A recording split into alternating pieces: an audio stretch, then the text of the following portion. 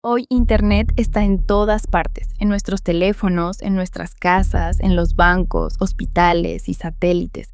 Pero hubo un tiempo en el que Internet era pequeño, experimental y se creía completamente seguro, hasta que una noche, en 1988, algo invisible atacó la red. No hubo explosiones, no hubo advertencias, solo computadoras cayendo una por una. Esa noche Internet conoció el miedo. Para entender lo que ocurrió, tenemos que viajar a finales de los años 80. En ese momento, Internet no era público.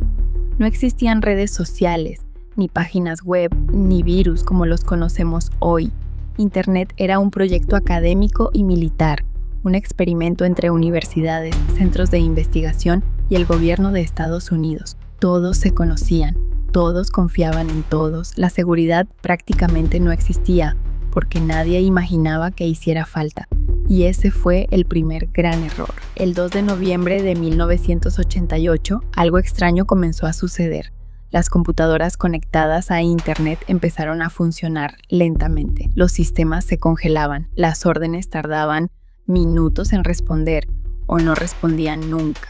Al principio, los técnicos pensaron que era un fallo local, luego un error de red. Pero cuando universidades de distintos estados reportaron el mismo problema, el pánico comenzó. Internet estaba colapsando. En cuestión de horas, aproximadamente el 10% de toda la red mundial quedó inutilizada. Hoy eso sería impensable, pero en 1988 era una catástrofe histórica. Lo más aterrador era que nadie sabía qué estaba pasando. No había mensajes en pantalla, no había archivos dañados, no había ningún tipo de advertencia. Solo computadoras saturadas, como si algo estuviera consumiendo todos sus recursos desde dentro. Y lo peor, se estaba propagando solo. Lo que estaba atacando Internet no era un virus tradicional, era algo completamente nuevo, un gusano informático.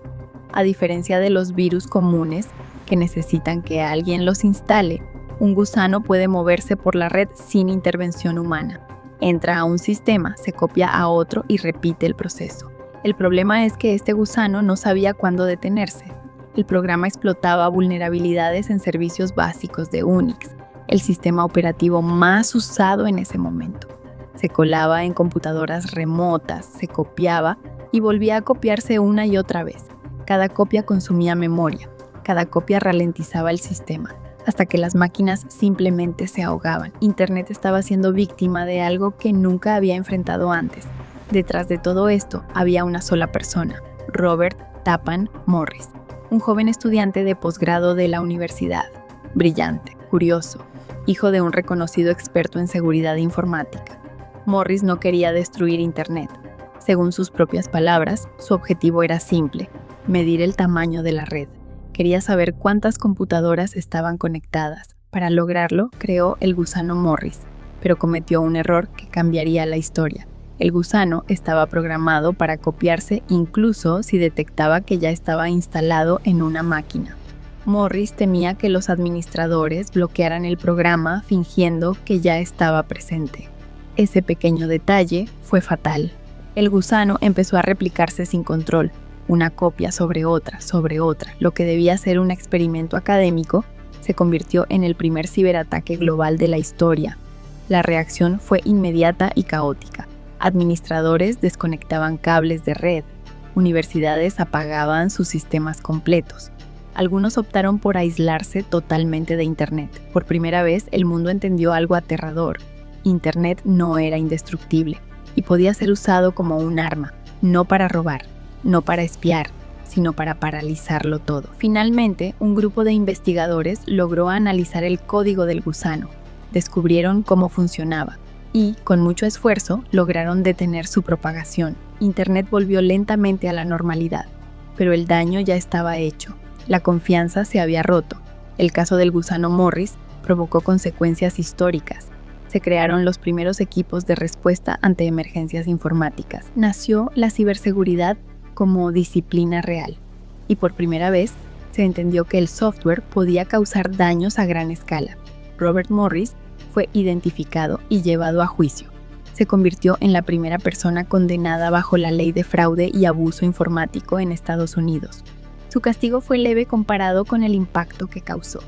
Pero el mensaje fue claro: Internet ya no era un juego. Lo más inquietante es que el gusano Morris no era malicioso. No fue creado con odio ni con fines criminales. Fue un error, un experimento que se salió de control y aún así logró paralizar el mundo digital. Eso nos deja una pregunta inquietante. Si un simple estudiante logró hacer temblar Internet, ¿qué podría hacer alguien con malas intenciones?